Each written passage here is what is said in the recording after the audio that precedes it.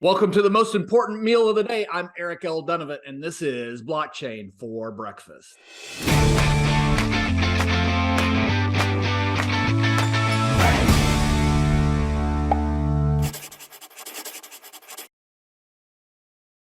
Harrison, thank you so much for being with me and joining me again today.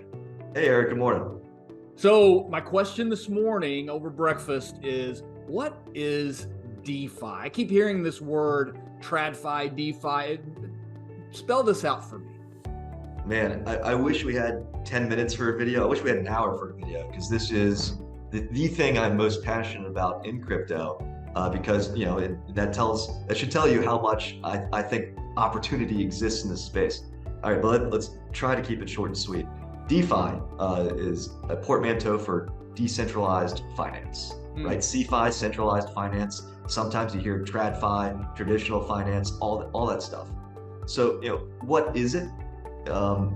So it's permissionless, open source, trustless finance, right? So in the traditional finance world, if you want a financial product, who do you go to? You go to the bank, right?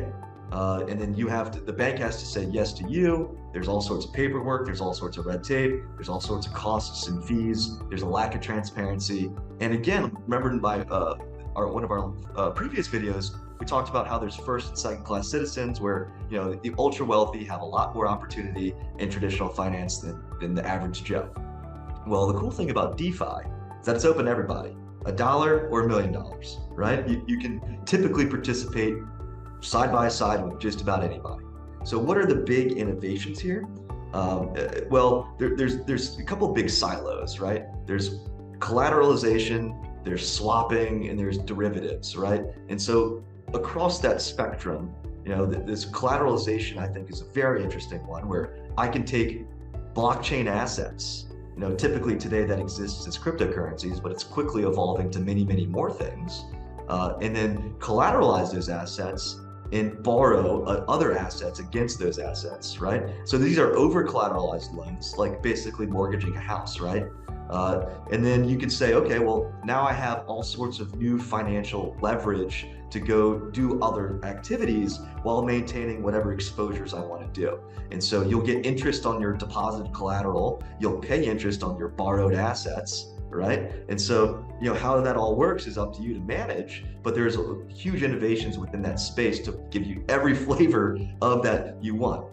On the swapping side, well, if you wanted to go trade some Apple stock for, Tesla stock, you can't really do that. You got to sell the Apple stock, and you got dollars, and you got to go buy the Tesla stock all through this broker, right?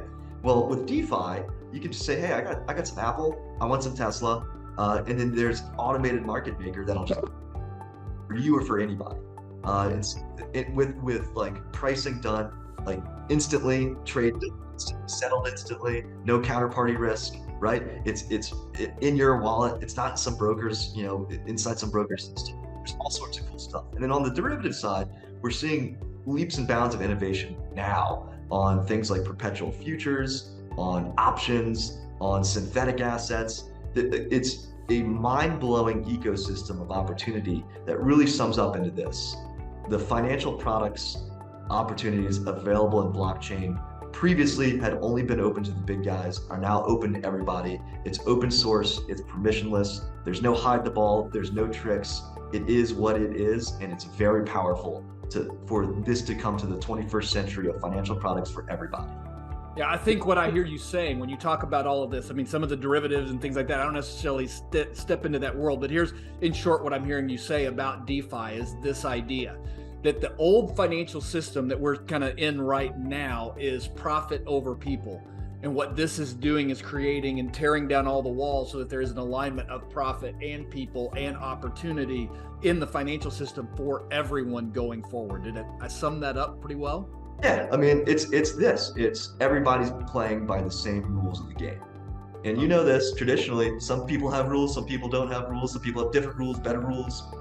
No, this is everybody's playing equally. And that in and of itself is a huge leap forward.